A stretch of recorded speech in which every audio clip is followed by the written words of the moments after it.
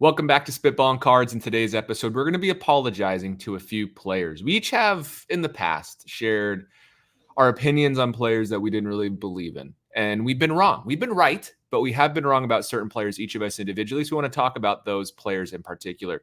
In this video, you have me, Scott, we have Phil, we have Jeff, and we have Ty. That is left to right, top to bottom. Thank you for joining. Chris will be back next week if you enjoy him the most.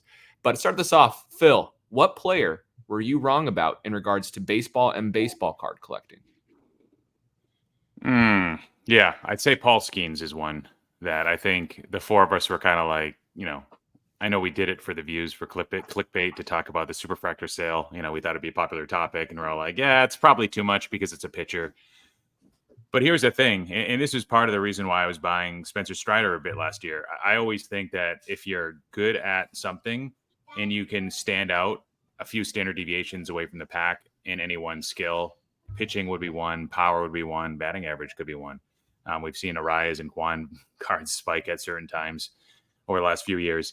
And with Skenes, I don't know, with rookie pitchers, and also just like the messaging swirling around the Pirates was like, they're not competing this year. They're going to take their time with him. I was surprised when he got called up when he did. I was surprised when he was going 6 and 7 innings. I was surprised at how dominant he was, and he stayed healthy. So right now, egg on our face from the Paul Skenes. I wouldn't say bashing, but we were sort of, we were taking a conservative approach when we were talking about Skenes. Just can I say something, Phil?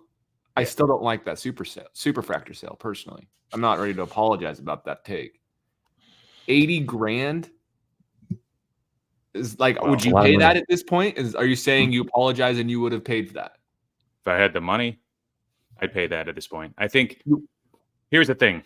If you look at his other parallels, aren't they comparable to like Mookie Betts prices now or higher?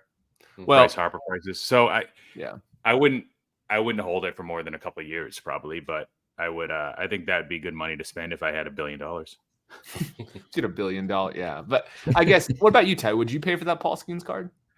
You get 80 grand. Well, I would all in Skenes, or would you put it in other players? I feel pretty confident. So that card sold on June 1st, and we know what he did. If that card had sold 6 weeks later, it would have gone for even more than it did on June 1st. So that's, if you're looking short term, the non-auto, which was pulled by my guy Grizz at Cards HQ in a break, was just sold for $63,000 on August 22nd on Fanatics Collect.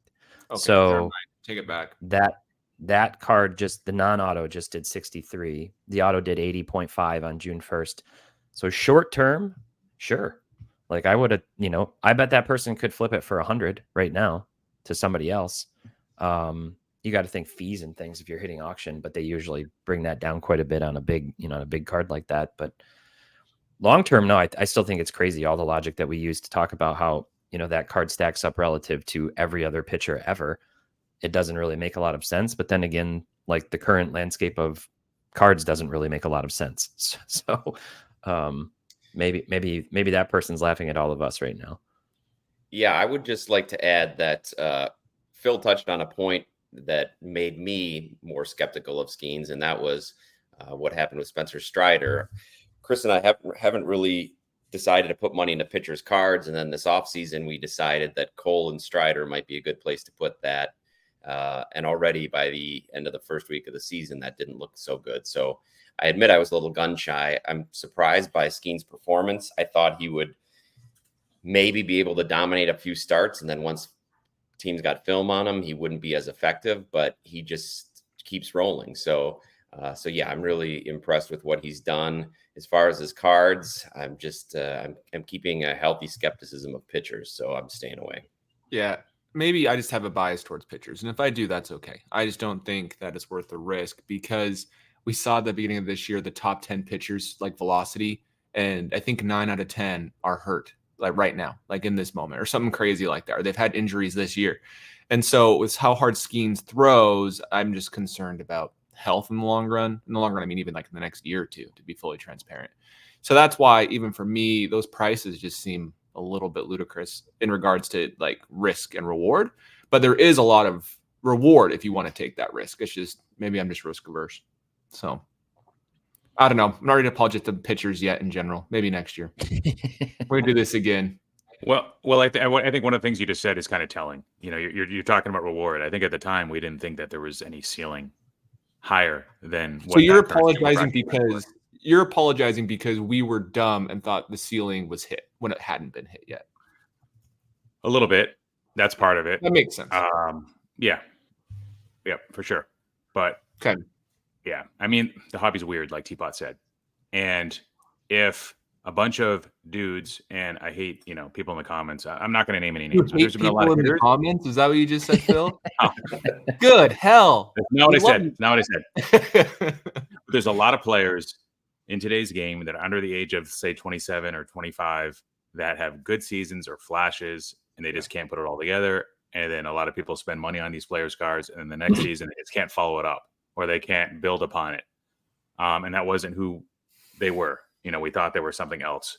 And if Skenes can separate himself from all the other prospects that have debuted over the last, since Ohtani and Soto, and if he can separate himself, then that will give him a pocket of the hobby. Like, it's not so much like the pitching budget versus hitter budget. It's like, no, you're like the elite prospect now. And like, we want to buy you. You're like the dude under the age of 25 that people want and have the most faith in at this point. And hey, I mean, I was buying Strider after one Tommy John. Skenes doesn't have one yet, and he's got the build. Yeah, I know, velocity, but not going to say he's not going to have one in the next 2 or 3 years. But imagine if he doesn't, that'd be pretty special. I'm secretly rooting for Skenes to draw more attention to the pitcher market overall. Like if he keeps going on a track and he's showing signs of being generational and he's incredible and whatever, maybe then finally the Scherzer and Verlander and Kershaw and other great pitcher cards actually start getting more attention and some of the credit that they're due. I think a lot of 90s all-time great pitcher cards are still undervalued relative to hitters. It'd be nice to see pitchers get some more love, especially ones who have actually done something in their careers. So how are we feeling looking at his I agree with you, Ty, not to change the subject. I'm sharing my screen on this. But 4.7 WAR, 8 wins, 2 losses, 2.23 ERA. But he's starting to slow down a little bit, maybe. 2 runs, 4 runs, 2 runs, 0 runs, 2 runs. He's still doing great. But I guess my point is he is having a great year, and I do think he can be very good. So I hope you're right, Ty. I hope it does draw people to pitchers. The hard thing about pitchers is just they are not as fun because they pitch every 5 games versus playing every day, and that's always been a challenge they have to overcome. Yeah, but Scotty, if you look at that, what you had just shared, he's at 4.7 WAR. He's only pitched 18 games. You extrapolate that over a full season, which is hard to do, of course, because pitchers go through streaks just like hitters. But just double it. Imagine he has 10 WAR almost. 8, 9, 10 WAR season from a pitcher. So yeah, there's I think like Phil was talking about, there's a lot of buzz there that that might not exactly equate to other players in the hobby just because of how much he sets himself apart. So it should be fun to watch. Other players have come out and said that like his stuff is real. Like they've really struggled with it. And so that's coming from the best of the best. So yeah, he's really good. Cards though, I always struggle with pitchers. I like more established takes, but because we look at Kershaw, like what's Kershaw's best rookie cards worth? They're not worth a ton. He doesn't have much. Not really a fair comparison. His black update is probably one of his best and from 2008, and that goes for at least it went for about 5 to 10. Now it's probably higher than that. But who knows? Who knows? Yeah, that'll be more of the conversation like 6-7 years from now when people actually appraise Skenes based on value and not on hype and growth. So it's unfair to compare them now, but I get what you're saying. I think with Skenes, when we last evaluated him as part of that episode after that June sale, I was saying like, well, next year, I think he's going to be a top 5 pitcher in the game. I think now he's probably the number 1 pitcher in the game. He's probably going to be a Cy Young favorite next year. So the short-term buzz, that hype cycle, the positive news stream, that's just going to keep on continuing for him, I believe. So he misses the Rookie of the Year. It looks like Merrill's going to win that, which I made a comment last episode. I didn't know that it flipped. And he's not going to win the Cy Young. He was like, for some reason, Ty brought this up in a recent episode. He was like top 3 in NL Cy Young at one point. So maybe he's that'll actually give 4th right now. Is he 4th still? He's still 4th. Who's first right now? Sale. sale. So next year, I mean, watch that innings jump. It probably isn't going to be, he's not going to have the ability to double the WAR. His innings might go up from, they might go up like 30-40%. I don't think he's going to be pitching 180.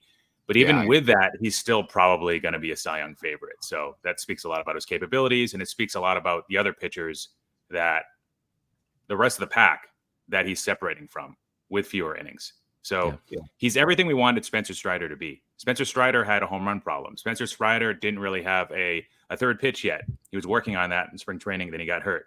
Spencer Strider had legs, but he didn't have the frame that we were looking for. And this might be the guy. I mean, he's not a thrower. He's a pitcher. He's polished. And these are the markets. This is why I never avoid players in bad markets, because if anything, they end up undervalued. And if anything, their situation could change. You think the Pirates can afford this guy? Jeez. God help them. Well, cool. I think that's a great take, Phil. Thank you for apologizing to Paul Skenes. Ty, who's your apology to? I've got to start out by apologizing to Mr. Shohei Ohtani. And I'm apologizing to Shohei, not because I didn't believe in him. I didn't believe it was possible that he could run away with the NL Cy Young Award this year. Now, I'll say this with a caveat. You mean. Sorry. Thank you, MVP. I'll say that with a caveat because, I think this year the NL, a lot of players haven't panned out. Acuna's been hurt. One thing that's really interesting to look at, I'll pull up last year's NL MVP finalists compared to Shohei this year and their stats to kind of see. And it would have been a lot more competitive last year.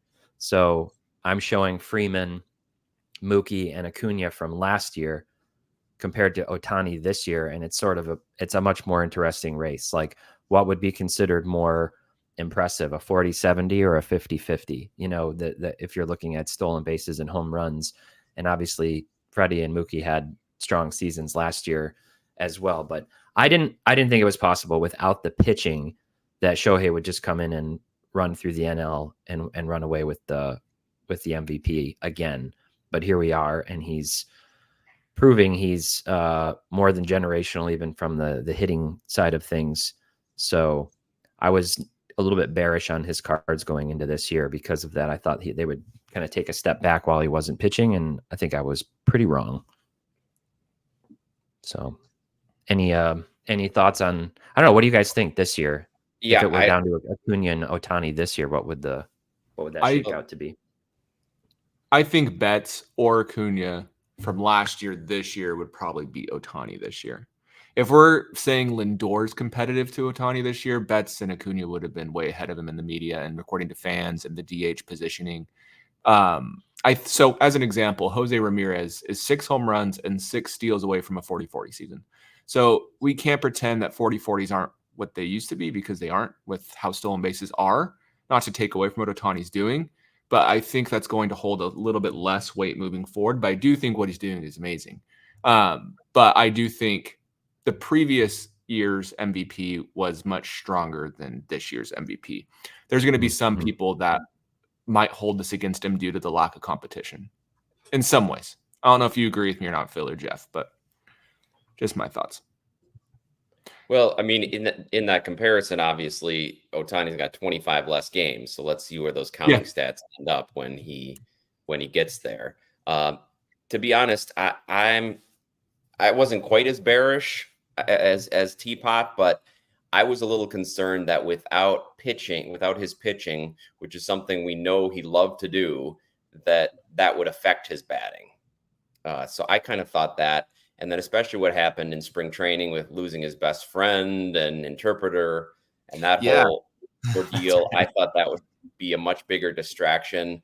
But it just shows how uniquely focused Ohtani is on what he's doing. So yeah, I'm really impressed with this season. I didn't think he'd be this good as just a hitter, but it really, to me, it lifts the ceiling for where he could be when he comes back to the mound next year. I agree. Yeah, I'm on the same page with Ty here. I did not think he could win an MVP just as a DH. I probably made that case earlier in the season, even around the All-Star break. I still didn't believe it. Probably was until late July when I was like, oh my, like who's going to take this from him, especially when Bryce Harper started to slow down. Exactly. You look at that 176 OPS plus, that's a phenomenal OPS plus for anybody that's not a DH, basically. So with Acuna, with Witt in a normal season, like that should give them the MVP. Acuna last year, Witt this year, OPS pluses around that range. We might look back at this season, and I'm a Ohtani supporter. I've got a lot of his cards, but we might look back at the season, and I know Scott and I have had this conversation, and we might be like, this is the year in the NL where nobody deserved to win the MVP. Now, if Ohtani gets 50-50, that's a very short list of 0. And I think that might squash that narrative of like Ohtani didn't deserve it because he was a DH and didn't pitch that year. Because 50-50, I mean, even if you look at the 40-40 list, it's 4 names, right? 3 of the 4 probably weren't clean. I don't know. What year did Canseco do it in? I think Bonds did it in 96. Maybe he was clean. Then Soriano and A-Rod probably weren't. So now from every milestone to 50-50, we're going to see the posts on Instagram and all over social media because he's first to 43-43. Yeah. 44. They're just going to keep doing this all the way up. No matter what number he hits, he's the first. And remember his WAR, it does take that into account. So I believe he's got a negative 1.1 defensive WAR that gets calculated into his overall WAR. So they do take that into consideration when you're comparing WAR, that he doesn't play defense. Although, as we said in the middle of the season, when we were talking about him and Harper, I was giving Harper the nod just because he played defense. Well, he's obviously regressed, and Ohtani just keeps hitting. So, but I just wanted to point that out. One thing I want to say too, what you're going to be seeing on national media, Twitter, everything, they are not using Baseball Reference WAR for this conversation. They're using Fangraphs WAR. Ty, can you pull up Fangraphs WAR while you're sharing your screen and just go to the leaderboard and sort of by NL? The reason I say that is because you aren't going to see Lindor being behind a whole 1 win. They're saying Lindor is almost ahead, a whole 1 win. So that is what you're going to see. And so I don't know if the narrative around the league is that WAR's changed. I guess Ohtani's had a good week. He's actually almost tied with Lindor still, which is great. But that's what the argument has been. So I will say I don't think any of us believed it could happen, probably because it's never happened. No DH has ever won an MVP. So pretty great to see a primary DH do it. I wish I had Ohtani cards. I recently tried to pick one up and it just didn't work out. I tried to pick one up before the season and it didn't work out. But maybe someday I can make it happen. There is something to be said. Obviously one thing we talk a lot about when we're thinking of more like all-time great players or even just active players who've been playing for the last 10 years, we look at the number of awards they've won, how many MVPs and how many close finishes. But like, look at how circumstantial some of this is. Like, yes, you're going to have Lindor with an MVP 2 this year, but like last year he wouldn't have been top 5 in the NL. Yes. And if Ohtani were in the AL this year, Ty, if Ohtani were in the AL this year, like he wouldn't win it. Judge would win it. So or Witt. There's or potentially Witt or Soto. We got Soto in the conversation Anderson, too. Gunner. So it's like a lot of that is really circumstantial. It kind of just things just sort of work out in a player's favor with who else is doing what in a given season. Not to take away from just having a really good season, but we see that a lot with players too, where the seasons they won MVP were not their best seasons in their careers. Like they had better seasons, but somebody else just went crazy, and that happens all the time. That happened with Trout in 12 and 13. He was runner up to Miggy, and then he had a significantly worse year the next year and won MVP. So it definitely happens. And you've brought this up, Ty, and it's a very interesting thought. Like we can think about and discuss, but are MVPs really that important when it comes to how voters can be wrong, how, everything is looked at historically? Go look at Willie Mays. Some of the years he lost will just make you so mad. Babe Ruth only has, I think, 1 MVP, and then you go look, and there's just people who didn't deserve it. We had relief pitchers winning MVPs when they never would have any other decade when the player, what I'm saying? It's like, it's one of those things like, do we put too much stock in these awards? Probably not, but it's going to be good for his card. Exactly 0 Cy Young awards. Yeah, so it's like, does it really matter? Obviously it does, but I think sometimes maybe we get too bought up in it. So I think the unanimous MVP thing, which I've been kind of using as a selling point for some of these players in recent episodes, I think that doesn't matter as much anymore just because it's streamlined now, right? It's so much more consistent. There's so much more groupthink. Instead of looking at 15 different stats and putting different weights on them. From an arbitrary subjective point of view, you're looking at WAR, you're looking at OPS plus, you're looking at some of these other stats too. You're looking at how the team context and all that other stuff. But it's a lot of WAR. It's a lot of OPS plus. It's a lot of these newer stats, like it or not. So that's creating more consistency with how these votes are getting placed. Yeah, agreed. Maury Wills won a MVP, I believe, and it was due to him having so many stolen bases. And I don't think that would even be a top 5 MVP finish now. It's just crazy how much it evolves decade to decade. So with that being said, I think we all are in agreement that Ohtani deserves MVP so far this year, right? Over Lindor, even though he's a DH. Yeah. Cool. Yeah. No question in my mind, honestly. Yeah. That's a good one, Ty. I'll go next. I'll apologize. I want to apologize to Bobby Witt Jr. I might apologize to 2 people. I've actually made a full video on my YouTube channel apologizing to Bobby Witt Jr.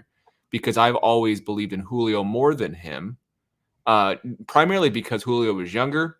Julio was better the first 2 years. He was a top 5 MVP runner finisher.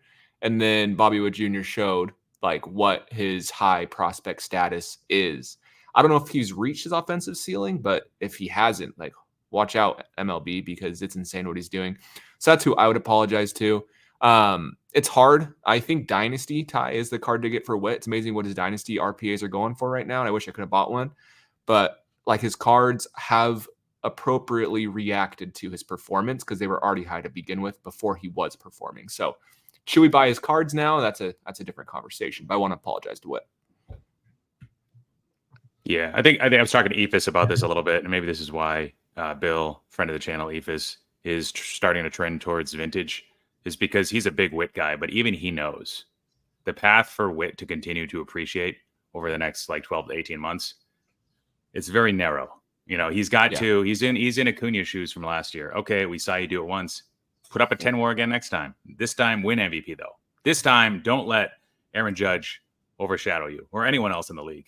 Whoever's the next Aaron Judge, whoever puts that season together, if it does happen. So, Witt's an awesome player. And if you look at his trajectory, his strikeout rate, he's cutting at like 4 percentage points each of the last 2 years, year over year. He's if this isn't the best Witt to come, then that's scary. And that's still possible. Very scary. But unfortunately, he can't really take a step back for him to hold his prices for next year because there's just so much other young talent. Now you've got Paul Skenes. That's the reason why Trout could stay up as high as he did for so long, because he was so good for so many years until the injuries kicked in past 2019. Because it was every year he was very good. So it's just one of those things. If Bobby Witt has a 5 to 5.5 WAR season, that's great for like MLB values, and he'll still be a top 5 MVP finish next year. But his cards are going to take a big hit. And so like, that's the hard part. I think Witt is legit. I'm excited for Royals fans, so I don't think I'm not saying that, but cards are just very hard. We talked about how hype is actually almost equal, if not more important than performance at this point. So his hype is pretty high. So who knows? Yeah. What do you think? But I do think that MLB is pushing him as sort of a new face of MLB. So that'll help keeping him exposed to a lot of fans. We talked about this a little bit when we talked about Soto too, in terms of hitters hitting their prime, which is typically later 20s, 27, 28 into their 30s. And Witt still isn't there. And I know Phil's talked about this before, seeing that power come around. He just, between how he's hitting for average, which we know we've known he's been able to do, and now he's adding that power to it. His performance ceiling, I think, is really unlimited over the next couple of years. But as you guys have alluded to, his prices are already so high. I'm not sure if he's a buy now or not. And if you're going to buy him, he's got so many rookie cards, so you better be discerning. Yeah. So he's at a 300 average in each of the months of this year. Pretty crazy. He just had his second best month in August. Obviously, we covered his July month where he basically hit 500. In August, he hit 10 home runs with like a 350 ISO. He did all that while Aaron Judge separated himself from Witt in the MVP contest. Yeah. So what does he need to do? He's about to get 30-30. He's already got there from a home run standpoint. He's probably not going to get 40-40 this year, unfortunately. But what a magical season. OPS around 1,000. Nobody expected that. Well, this soon at least. 350 average. I know a lot of people didn't expect that. So hopefully he can keep something close to 350. 10 WAR. Defense is getting better. He's Mhm. getting caught a lot on the base paths, and I think that's why his stolen bases Yeah. have trended down. But wow, what a player! But Judge is doing what Judge is doing, so and that's pretty incredible. Judge wouldn't. Yeah, it's an amazing year. One of the best, top 10 seasons offensively since integration, maybe top 5, excluding non-bond Bonds. seasons. Yeah, probably top 5 non-bond season. So, but with Bobby Witt, I want to talk about a couple things. The first thing is we talked about Phil. You and I have talked about Witt for years together. And the first thing we were like, well, his defense is so bad. He was literally the worst defender. And then he improved it. Now he's one of the best defensive players in baseball. It's like, okay, well, the next thing is his OBP is like low 300s, high 200s. Like there's no way he can have value. Now his OBP is high because his batting average is high. But like he's fixed his walk rate and strikeout rate a little bit. But the next thing is he needs to learn how to run the bases. Because if he can do that, his WAR right now would be at like 12 almost, if he could be a good base runner. Right now, Major League Baseball, he's still above average. Like, don't get me wrong, but he is. So in BSR, on Fangraphs, Bobby Witt is 22nd with 3.1. If we look at number 1, it's Jarren Duran at 9.4. That takes into consideration, yes, like your stolen bases, but it also takes into consideration how well you take the extra base and all these different things as well, right? How efficient you are.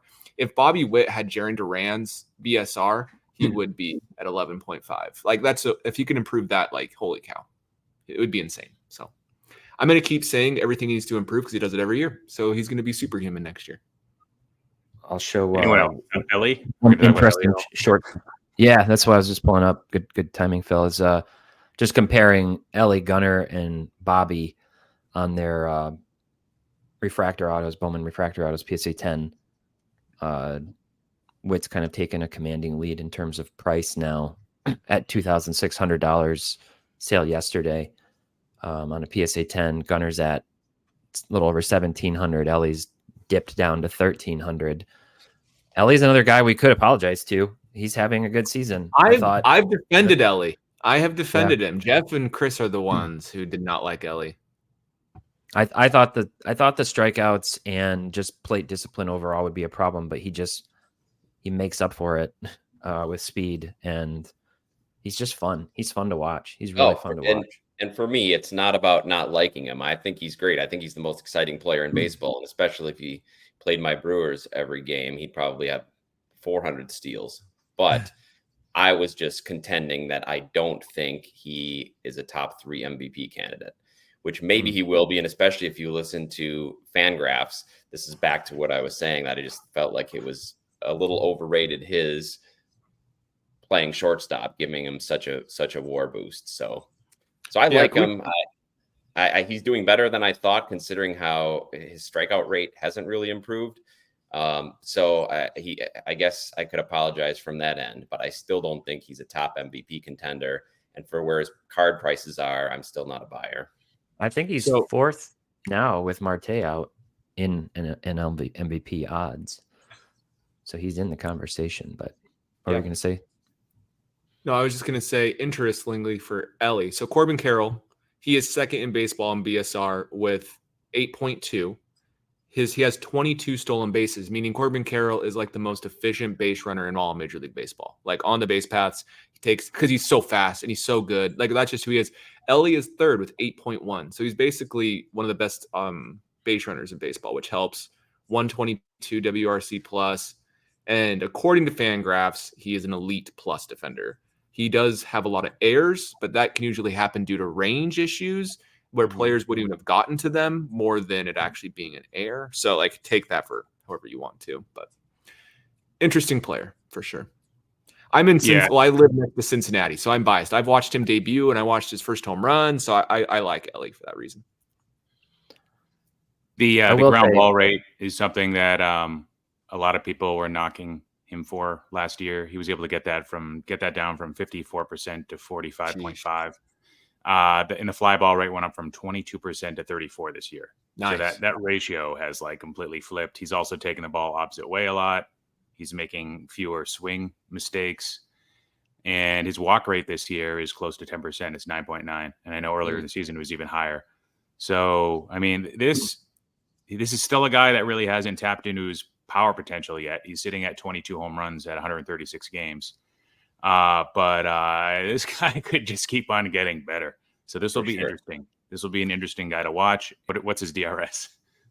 I don't even want to look at his DRS. Let me pull it up. But one thing I'll note with Elly as well, while someone looks his DRS up, he can't freaking hit left-handed pitching as a right-handed batter because he's a switch hitter. He needs to just hit as a lefty all the time because splits 281 as a righty, while as a lefty hitting right-handed pitching with an 892 OPS with 17 home runs, 5 home runs as a right-handed hitter versus left-handed pitching, 225 average, 673 OPS. That's it. Like those are two very different players. One is barely serviceable. The other one is a top 10 MVP candidate. So it's just like if he can just fix that, Wow. that would be very helpful for his numbers. So Yeah, it's a good call. at what point do they just stop switch hitting? Do you ever wonder that? Like, how do you go about that? Is it a pride thing? Probably. Yeah, I mean, I think Carl Everett had a similar issue a long time ago, and it's always like sometimes they end up switching for certain types of pitchers if they're like more of a junk baller versus somebody they get a worse view off of or something. Yeah. But yeah, it tends to always persist for a few years longer than what you'd want to see. And in some cases, like, okay, their batting average sucks from one side, but they've got higher power potential. Yeah. Either way, I mean, he's probably gonna not hit lefties well. But I agree. I guess we don't know what we don't know. Jeff, you need to apologize to someone. Who are you apologizing to? Yeah, we've already touched on him a few times, and as said, he might be having one of the best offensive seasons of all time. So I have to apologize to Aaron Judge, and this is also on behalf of Chris. I've never doubted what he's capable of, but I was doubting his ability to stay on the field, and so I did not think he'd play more than 125 games this year. Not only has he done that, but he's done it at such an elite level that it's impossible to ignore. Now, I don't know if he's going to continue that. He's 32? If he's going to be able to continue the health into his mid and late 30s. If he does, he could absolutely cement himself as an all-timer, but he's already made that sort of Mount Rushmore of peaks by getting another 50 home run season. So I didn't think that his prices where they were preseason with already his New York floor built in and the hype he had, that he would be able to reach that hype, much less exceed it. So yeah, I'm just really impressed. As Scotty, you pulled it up there. I mean, since age 25, he's only had, coming into this year, 2 years where he played over 112 games. So that's a lot of time that he's missed. Of course, 2020 was he missed partially because of COVID, but he also had injury issues that year. So I feel like my initial instinct of him not being able to stay healthy wasn't unrealistic. But seeing what he did this year, I just absolutely have to apologize. Yeah. I don't think anyone's going to blame me for that one, Jeff. It's such a tough one because he actually has been pretty healthy the last few years, which is crazy. He's played over if he finishes this year above 145 games, that's 3 out of 4 years where he's over 145 games. Nobody's going to blame you except everybody, Jeff. Yeah. If he would have told me that Judge was going to have a lot of his cards would actually be more expensive now than they were 2 years ago this time, I would have just said I don't think that's the case. That's kind of what it boils down to for me. Like I just didn't see right there. I didn't see this another ceiling like coming up, and yet like even just looking at his PSA 10 Bowman Chrome rookie auto, that card peaked out back in October 2nd of 2022 at $2,200. It sold last week for $2,400. So it's come back, it's come back a lot. And his card prices seemed really high back in September, October of 2022. So I don't know.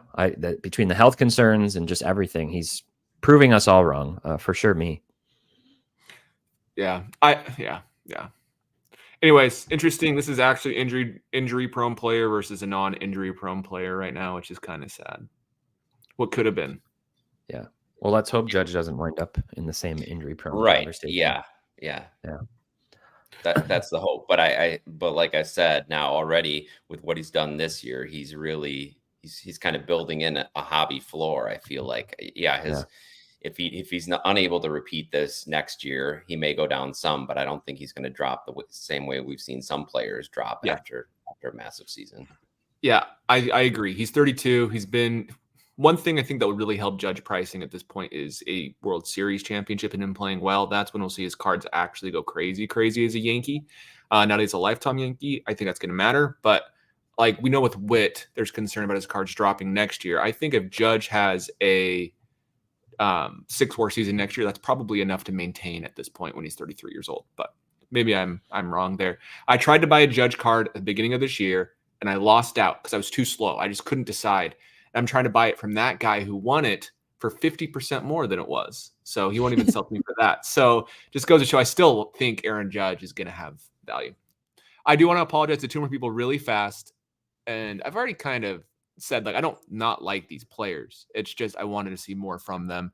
And I am. And I'm really happy for the people who have their cards. Rafael Devers and Vladimir Guerrero Jr. Glad they're having great seasons. I'm really happy Vlad's actually playing who Vlad should be.